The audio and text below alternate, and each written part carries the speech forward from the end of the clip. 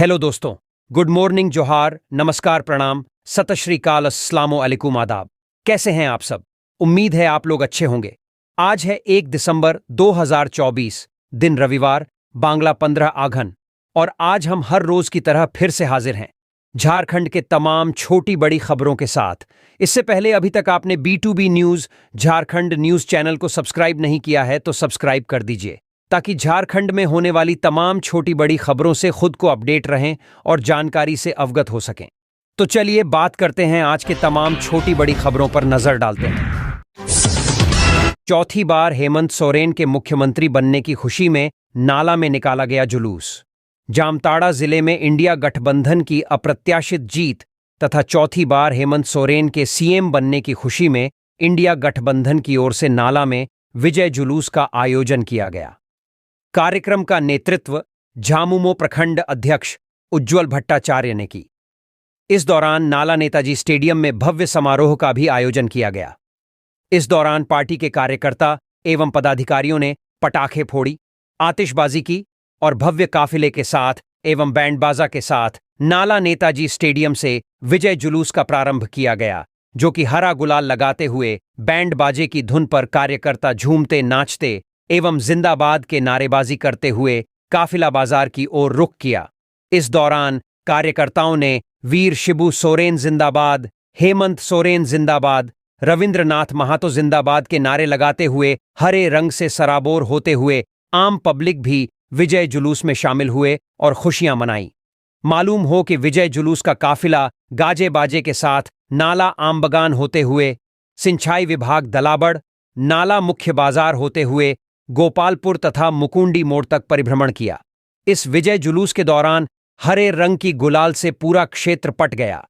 वहीं नाला आमबगान चौक में कार्यकर्ताओं के बीच मिठाइयां बांटकर जश्न मनाया।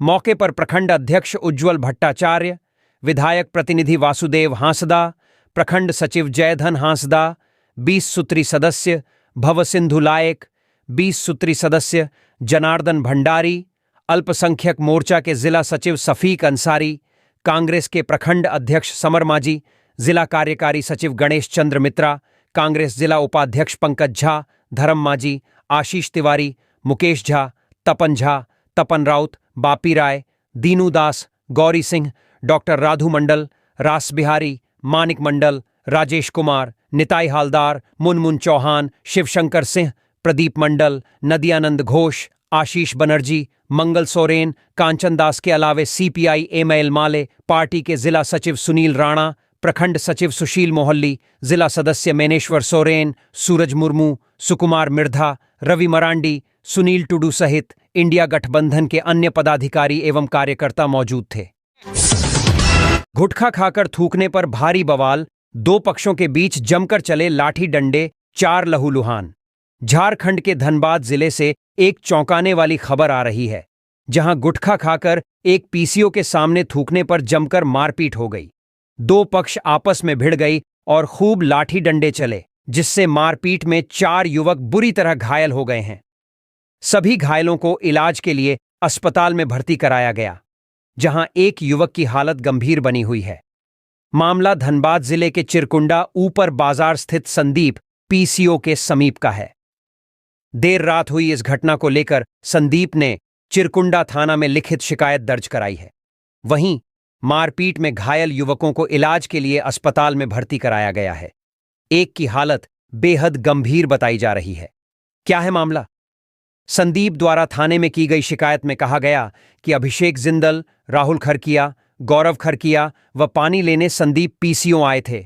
इस दौरान सोनार डंगाल निवासी संतोष यादव के पुत्र अंकित यादव, रोहित यादव व अन्य युवकों द्वारा गुटखा खाकर थूक दिया गया। इसका विरोध करने पर आरोपियों ने लाठी डंडा व हथियार से हमला कर दिया। इससे अभिषेक जिंदल का सिर फट गया है। अभिषेक व घायल गौरव खरकिया को दुर्गापुर रेफर किया गया है। मारपीट के दौरान आरोपियों ने अभिषेक जिंदल के गले से सोना की चेन, मोबाइल और पैसा छीन लिया। घटना से मारवाड़ी समाज के लोगों में आक्रोश है। मारवाड़ी समाज के लोगों ने थाना प्रभारी रामजी राय से मिलकर आरोपियों की अविलंब गिरफ्तारी की मांग की है। बंगाल सरकार द्वारा झारखंड में आलू रोकने पर बाबूलाल मरांडी ने सीएम हेमंत सोरेन से कहा, तत्काल सुलझाएं। पश्चिम बंगाल सरकार द्वारा आलू के ट्रकों को झारखंड में प्रवेश से रोकने पर बीजेपी प्रदेश अध्यक्ष बाबूलाल मरांडी ने मुख्यमंत्री हेमंत सोरेन से इस मामले को सुलझाने की अपील की है। बाबूलाल मरांडी ने अपने social media handle x Twitter पर कहा कि इस निर्णय से झारखंड में महंगाई की चिंता बढ़ गई है और आम जनता को इसका सीधा असर हो रहा है। उन्होंने बताया कि पश्चिम बंगाल से आलू लेकर झारखंड आ रहे सैकड़ों ट्रकों को वापस लौटाया जा रहा है, जिससे सब्जी मंडियों में आलू का स्टॉक बहुत कम हो गया है। केवल कुछ दिनों का स्टॉक बचा हुआ है और आवक कम होने के कारण आलू की कीमतें आसमान छूने लगी हैं। इस स्थिति ने आम लोगों की रसोई से आलू गायब कर दिया है और महंगाई में बढ़ोतरी हो रही है। फर्जी बैंक अधिकारी बनकर लोगों को ठगने वाले 6 साइबर अपराधी गिरफ्तार। जामताड़ा में शुक्रवार को जामताड़ा साइबर थाना पुलिस को बड़ी सफलता हाथ लगी है। पुलिस ने 6 शातिर साइबर अपराधियों को कर्माटांड थाना क्षेत्र के विभिन्न इलाकों में छापेमारी कर गिरफ्तार किया है। गिरफ्तार अपराधियों के पास से एक बाइक, 18 मोबाइल, 16 फर्जी सिम कार्ड सहित अन्य सामान बरामद किया गया है। गिरफ्तार साइबर अपराधियों में सूरज मंडल तथा लालू यादव का पुराना आपराधिक इतिहास है, जो पूर्व में भी साइबर अपराध के मामले में जेल जा चुका है। मामले का खुलासा एसडीपीओ विकास आनंद लांगुरी ने साइबर थाना में प्रेस कॉन्फ्रेंस कर किया। एसडीपीओ विकास आनंद लांगुरी ने बताया कि एसपी एहतेशाम वकारिब को मिली गुप्त सूचना के आधार पर साइबर थाना प्रभारी इंस्पेक्टर अब्दुल रहमान के नेतृत्व में टीम गठित की गई। इंस्पेक्टर जयंत तिर्की, एसआई प्रकाश सेठ, प्रशांत कुमार, विनोद सिंह सहित अन्य पुलिस बल को शामिल करते हुए कर्माटांड थाना क्षेत्र के कालाजरिया, मोहनपुर, रंगामाटी गांव में छापेमारी कर 6 शातिर साइबर अपराधी सूरज मंडल, परशुराम मंडल, लालू यादव, रोबिन मंडल, विकास मंडल तथा दीपेश मंडल को गिरफ्तार किया है। गिरफ्तार साइबर अपराधियों के पास से 18 मोबाइल फोन, 16 फर्जी SIM card, 1 ATM card, 4 Aadhaar card, 2 PAN card, 2 voter card, 1 rural kiosk banking card तथा 1 बाइक बरामद किया गया है। उन्होंने बताया कि यह सभी साइबर अपराधी संगठित होकर फर्जी बैंक अधिकारी और बिजली विभाग के अधिकारी बनकर बिजली काटने का मैसेज देकर साइबर ठगी की घटना को अंजाम देते थे। इसके अलावा खाता धारकों से बैंक अधिकारी बनकर 16 अंक का एटीएम नंबर, सीवीवी नंबर तथा ओटीपी हासिल कर ई वॉलेट के माध्यम से फर्जी खातों में साइबर ठगी के पैसे को ट्रांसफर करते थे। इनके निशाने पर झारखंड, बंगाल, उड़ीसा, यूपी सहित कई राज्यों के लोग थे। एसडीपीओ विकास आनंद ने कहा कि गिरफ्तार अपराधियों में से सूरज मंडल तथा लालू यादव का पुराना आपराधिक इतिहास है। सूरज मंडल इससे पूर्व कांड संख्या 33-24 का आरोप पत्रित है। वही लालू यादव के विरुद्ध वर्ष 2021 में साइबर थाना में कांड संख्या 31-21 तथा वर्ष 2024 में कांड संख्या 22-24 दर्ज है। इन दोनों मामलों में वह आरोप पत्रित है। शुक्रवार को सभी साइबर अपराधियों का मेडिकल जांच कर कोर्ट में पेश किया गया, जहां से सभी को मंडल कारा जामताड़ा भेज दिया गया है। चक्रवाती तूफान फेंगल का प्रभाव, झारखंड बिहार में ठंड व कोहरे का साया, तमिलनाडु में भारी बारिश का अलर्ट।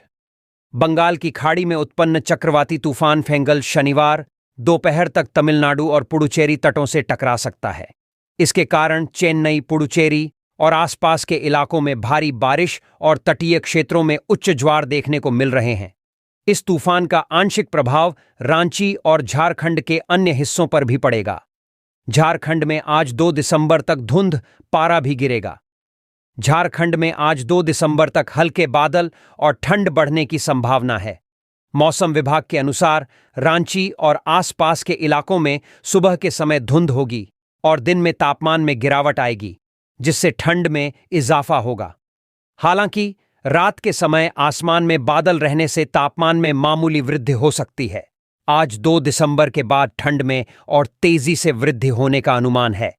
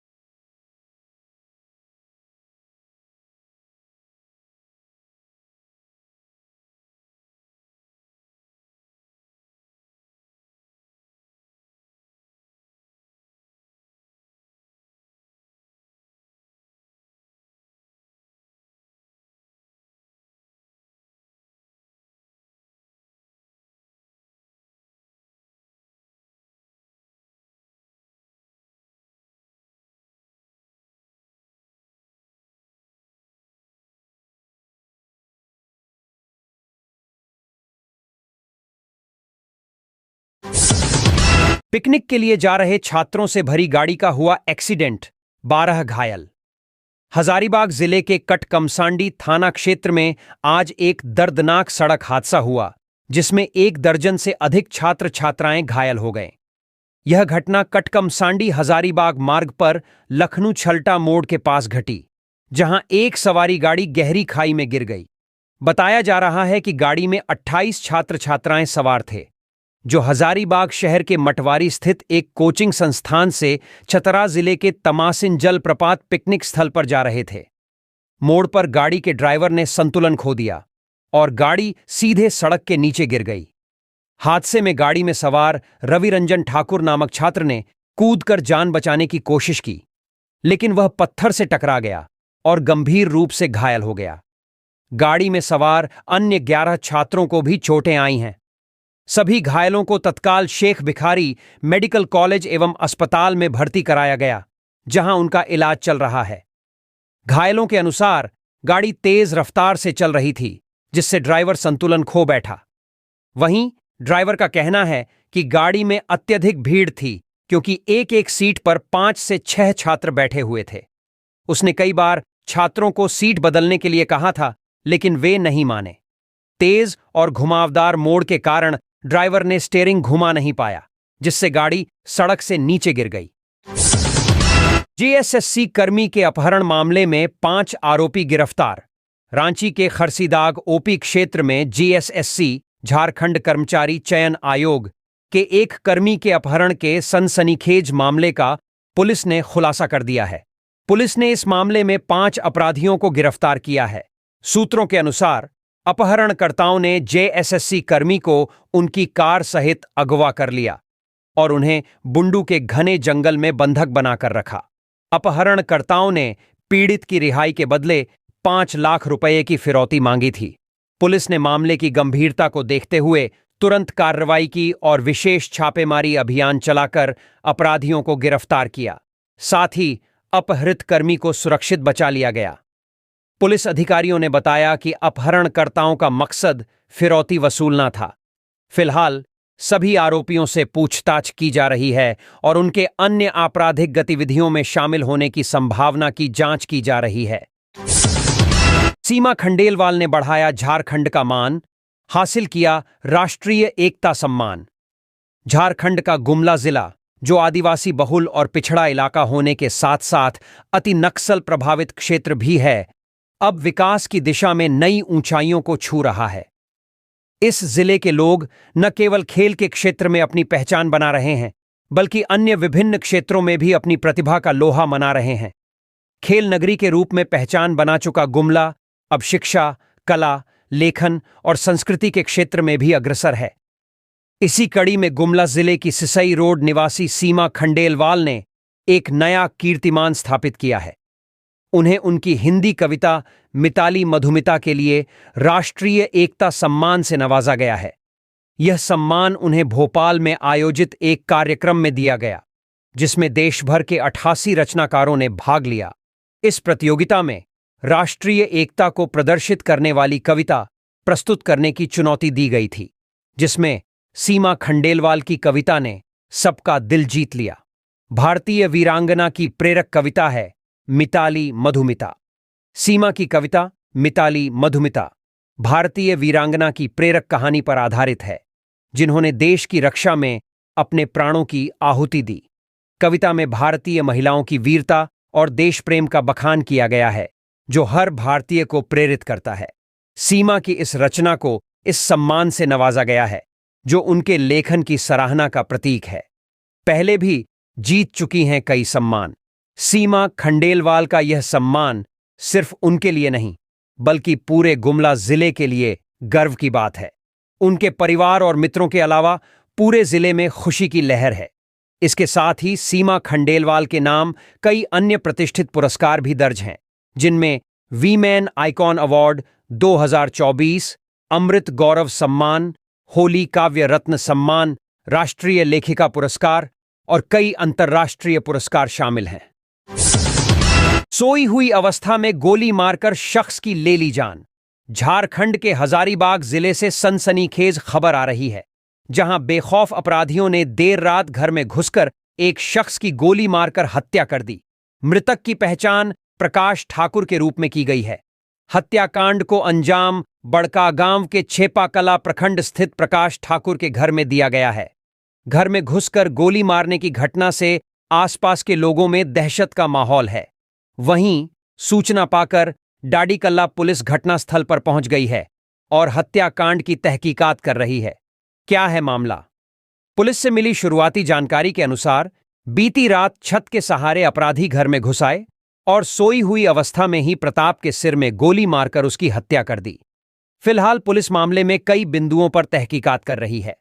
वहीं घर के अलावा आसपास लगे सीसीटीवी फुटेज भी खंगाल रही है। साथ ही पुलिस ने शव को अपने कब्जे में कर पोस्टमार्टम के लिए अस्पताल भेज दिया है। यात्रीगण कृपया ध्यान दें, इस रूट पर आधा दर्जन ट्रेनें अगले 5 दिन रहेंगी रद्द। कई बदले हुए मार्ग से भी चलेंगी। झारखंड के रांची से बड़ी खबर आ रही है, जहां रेलवे ने चक्रधरपुर और आद्रा मंडल में लाइन ब्लॉक के कारण कई ट्रेनों के परिचालन में बदलाव और रद्दीकरण की घोषणा की है। रेलवे के अनुसार 1 से 4 नवंबर तक टाटा हटिया एक्सप्रेस सहित कुल 6 ट्रेनें रद्द रहेंगी। इस दौरान करीब 34 ट्रेनों का परिचालन प्रभावित होगा। रद्द रहेंगी ये ट्रेनें। रद्द होने वाली ट्रेनों में टाटानगर से Hatia express, Bilaspur express, Asansol express, Barkakana passenger, Jhargram Purulia MEMU और आसनसोल टाटानगर मेमू शामिल हैं। ये सभी ट्रेनें 4 दिसंबर तक रद्द रहेंगी। बदले हुए मार्ग से चलेंगी ये ट्रेनें। इस दौरान आद्रा मंडल में लाइन ब्लॉक के कारण रांची हावड़ा वंदे भारत एक्सप्रेस और इंटरसिटी एक्सप्रेस को बदले मार्ग पर चलाया जाएगा। इन ट्रेनों को पुरुलिया के बजाय चांडिल, मुरी और गुंडा बिहार स्टेशन होते हुए टाटानगर से अप डाउन किया जाएगा। इससे झारखंड और बंगाल के कई स्टेशनों से आने जाने वाले यात्रियों को असुविधा हो सकती है। लोकल समेत एक्सप्रेस ट्रेनों का भी परिचालन रहेगा बाधित। रेलवे के अनुसार इस अवधि में रांची, बोकारो, हट्टिया, बरकाकाना, खड़गपुर और आसनसोल मार्ग की लोकल ट्रेनों का परिचालन भी रद्द रहेगा। वहीं Dhanbad LFP express, Patna Ranchi express और हावड़ा जनशताब्दी एक्सप्रेस जैसे कुछ अन्य प्रमुख ट्रेनें आद्रा लाइन ब्लॉक के दौरान बदले मार्ग से चलेंगी। वहीं 5 दिसंबर को भुवनेश्वर से राजधानी एक्सप्रेस को 1 घंटे की देरी से रवाना किया जाएगा, ताकि आद्रा की ब्लॉकिंग में फंसने से बचा जा सके। स्टोन माइंस में अंधाधुंध फायरिंग, 5 गिरफ्तार। पलामू जिले के चैनपुर थाना क्षेत्र के चांदो में शनिवार सुबह स्टोन माइंस पर बाइक सवार अपराधियों ने फायरिंग की। अपराधियों ने माइंस को निशाना बनाते हुए 7 राउंड फायरिंग की, जिससे इलाके में अफरा तफरी मच गई। हालांकि चांदो पिकेट पर तैनात पुलिस ने तत्परता दिखाते हुए अपराधियों का पीछा किया और 5 आरोपियों को गिरफ्तार कर लिया। पुलिस ने उनके पास से 4 हथियार बरामद किए हैं। पलामू एसपी रीश्मा रमेशन ने बताया कि गिरफ्तार अपराधियों का संबंध कुख्यात अपराधी सुजीत सिन्हा गिरोह से है। पुलिस मामले की गहराई से जांच कर रही है और एटीएस की टीम भी आरोपियों से पूछताछ में जुटी है। बता दें कि इससे पहले रांची और ओरमांची में भी इन अपराधियों द्वारा फायरिंग की घटनाएं सामने आई थीं। झारखंड सरकार के मंत्रिमंडल विस्तार पर आया जामुमो का बयान, जाने क्या कहा। झारखंड सरकार के मंत्रिमंडल विस्तार को लेकर जेएमएम नेता मनोज पांडेय ने बयान दिया है कि मुख्यमंत्री हेमंत सोरेन जल्द ही राज्य में एक संतुलित मंत्रिमंडल का गठन करने की दिशा में प्रयासरत हैं। श्री पांडेय ने कहा कि मुख्यमंत्री यह सुनिश्चित करने का प्रयास कर रहे हैं कि गठबंधन सहयोगियों को निर्णय प्रक्रिया में समान भागीदारी का विश्वास मिले। बता दें कि हेमंत सोरेन ने मुख्यमंत्री पद की शपथ 28 नवंबर को ही ले ली थी। अब विधानसभा का 4 दिवसीय सत्र भी 9 दिसंबर से शुरू हो रहा है, लेकिन मंत्रिमंडल विस्तार को लेकर असमंजस की स्थिति बनी हुई है। हर वर्ग को प्रतिनिधित्व देने की कोशिश उन्होंने कहा। हमारे सीएम जल्द से जल्द मंत्रिमंडल का गठन करना चाहते हैं, जिसमें हर वर्ग को उचित प्रतिनिधित्व मिल सके। हम ऐसे मंत्रिमंडल का गठन करने की कोशिश कर रहे हैं जिसमें अनुभव, महिला सशक्तिकरण और युवा जोश का सम्मिलन हो। मनोज पांडेय ने उम्मीद जताई कि अगले 2 से 3 दिनों में मंत्रिमंडल का विस्तार हो जाएगा और संतुलन बनाए रखने की कोशिश की जाएगी, ताकि हर झारखंडी को यह महसूस हो कि उनका भी इस नए मंत्रिमंडल में प्रतिनिधित्व है। पहला विधानसभा सत्र 9 दिसंबर से। जाने किस दिन क्या होगा। झारखंड में हेमंत सोरेन सरकार के गठन के बाद पहला विधानसभा सत्र 9 दिसंबर से शुरू होगा। यह सत्र 4 कार्य दिवसों तक चलेगा, जिसमें कई महत्वपूर्ण कार्य होंगे। सत्र के पहले दिन नवनिर्वाचित विधायकों को शपथ दिलाई जाएगी। 10 दिसंबर को विधानसभा अध्यक्ष का चुनाव होगा। 11 दिसंबर को राज्यपाल का अभिभाषण होगा, जो सुबह 11:30 बजे से शुरू होगा। इसी दिन सरकार वित्तीय वर्ष 2024 से 25 के लिए दूसरा अनुपूरक बजट पेश करेगी। सत्र के अंतिम दिन 12 दिसंबर को राज्यपाल के अभिभाषण और अनुपूरक बजट पर चर्चा और बहस होगी। बता दें कि राज्य सरकार ने 9 से 12 दिसंबर तक विधानसभा सत्र बुलाने का प्रस्ताव दिया था, जिसे राज्यपाल संतोष कुमार गंगवार ने मंजूरी दे दी है। पलामू नूरू वार्ड सदस्य के घर में लगी आग, मुखिया ने हर संभव मदद का दिया आश्वासन। पांकी प्रखंड के नूरू में वार्ड सदस्य यशवंत कुमार यादव के घर में आग लग गई। इस अगलगी में घर और वहां रखे आधे से अधिक धान और अन्य सामान जलकर राख हो गए। वार्ड सदस्य यशवंत कुमार के पिता बैजनाथ यादव एक किसान हैं। जानकारी के अनुसार बैजनाथ यादव ने धान और पुआल घर के बाहर रखा था। अचानक पुआल में आग लग गई। आग की लपटें इतनी तेज थी कि धान और यशवंत का घर भी इसकी आगोश में आ गया। आनन फानन में ग्रामीणों की मदद से आग को बुझाया गया, लेकिन तब तक घर पर रखे सारे सामान जल गए। इस अगलगी में किसान को बैजनाथ यादव को भारी नुकसान हुआ है। जानकारी पाकर पंचायत मुखिया प्रमिला देवी ने घटनास्थल पर पहुंची और हर संभव मदद व मुआवजा का आश्वासन दिया। झारखंड ऊर्जा विभाग के खाते से 107 करोड़ रुपए की फर्जी निकासी का मामला सामने आया है। इसमें आरोप है कि आरोपियों ने बड़ी राशि की फर्जी ट्रांसफर की थी, जो पश्चिम बंगाल में स्थित मोबाइल होलसेलरों के खातों में भेजी गई। मामले की जांच झारखंड सीआईडी ने शुरू की है और डीजीपी अनुराग गुप्ता के निर्देश पर एटीएस एसपी ऋषभ झा के नेतृत्व में एक विशेष जांच टीम एसआईटी गठित की गई है। जांच में पता चला कि 107 करोड़ रुपए की अवैध निकासी के लिए लगभग 1200 खातों का उपयोग किया गया था, जिनमें सैकड़ों सिम कार्ड का इस्तेमाल किया गया था। अब तक 50 करोड़ रुपए से ज्यादा की राशि को फ्रीज किया जा चुका है और इस मामले में सेंट्रल बैंक के एक मैनेजर समेत 6 आरोपियों को गिरफ्तार किया गया है। घटना की शुरुआत 3 अक्टूबर को हुई, जब Jharkhand tourism development corporation limited JTDC के जीएम फाइनेंस ने 10 करोड़ 4 लाख रुपए की धोखाधड़ी की शिकायत दर्ज कराई थी। इसके अगले दिन झारखंड ऊर्जा उत्पादन निगम लिमिटेड और झारखंड विद्युत वितरण निगम लिमिटेड के खातों से क्रमशः 40 करोड़ 5 लाख और 56 करोड़ 5 लाख रुपए की फर्जी निकासी का मामला सामने आया। अब तक 350 से ज्यादा फर्जी खाते पता चले हैं और 39 करोड़ रुपए से ज्यादा की राशि फ्रीज की गई है। इस मामले में अब तक गिरफ्तार किए गए आरोपियों में जेटीडीसी के तत्कालीन लेखपाल गिरिजा सिंह, कैनरा बैंक हटिया के शाखा प्रबंधक अमरजीत कुमार, साजिशकर्ता रुद्र उर्फ समीर, रांची के लोकेश्वर शाह, सेंट्रल बैंक के शाखा प्रबंधक लोलस लकड़ा और इलाहाबाद बैंक के अमर कुमार शामिल हैं। रांची के मांडर में हत्या के विरोध में आक्रोशितों ने सड़क जाम की। रांची के मांडर में स्थानीय लोगों ने हत्या के विरोध में सड़क जाम कर दी। आक्रोशितों ने मांडर थाना गेट के बिल्कुल सामने एनएच 74 मार्ग को जाम कर दिया और आरोपियों की गिरफ्तारी की मांग करने लगे।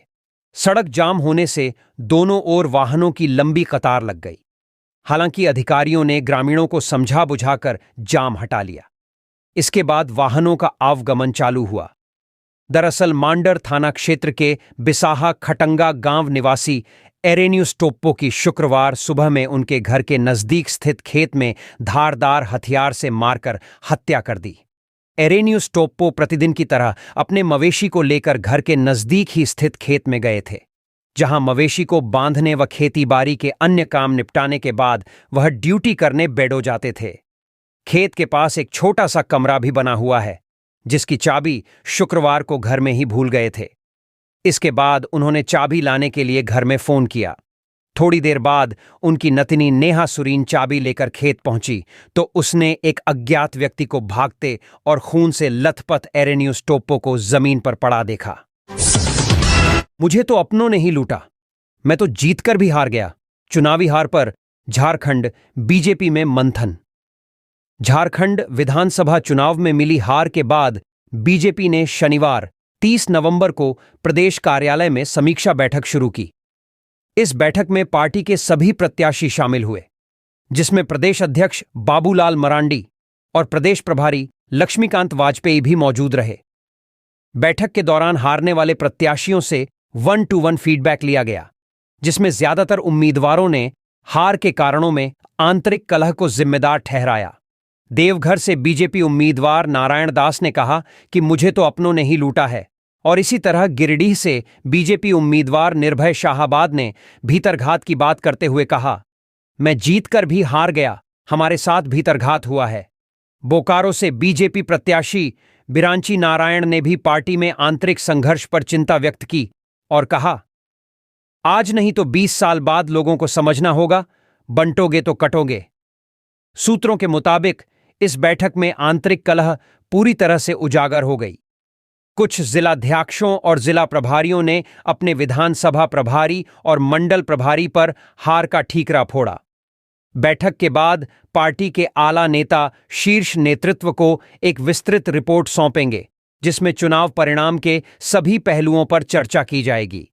साथ ही पार्टी के सभी सांसदों का रिपोर्ट कार्ड भी तैयार हो रहा है, क्योंकि इस चुनाव में सांसदों से काफी विचार विमर्श करके उम्मीदवारों का चयन किया गया था। हालांकि 3 सांसदों को छोड़कर बाकी सभी का प्रदर्शन निराशाजनक रहा। केंद्रीय कैबिनेट मंत्री और कोडरमा की सांसद अन्नपूर्णा देवी का प्रदर्शन सबसे अच्छा रहा, जबकि गोड्डा सांसद निशिकांत दुबे की स्थिति सबसे खराब रही। सीएम ने दुमका डीसी को दिया निर्देश, प्रतिबंधित लॉटरी के धंधे में शामिल लोगों के खिलाफ करे कार्रवाई। मुख्यमंत्री हेमंत सोरेन ने प्रतिबंधित लॉटरी के धंधे में शामिल लोगों के खिलाफ कड़ी कार्रवाई करने का निर्देश दुमका डीसी को दिया है। बताते चलें कि सोशल मीडिया एक्स पर पीयूष कुमार ने सीएम से शिकायत करते हुए लिखा है कि प्रतिबंधित लॉटरी के चक्कर में फंसकर दुमका के युवा अपनी मेहनत और समय को गंवा रहे हैं।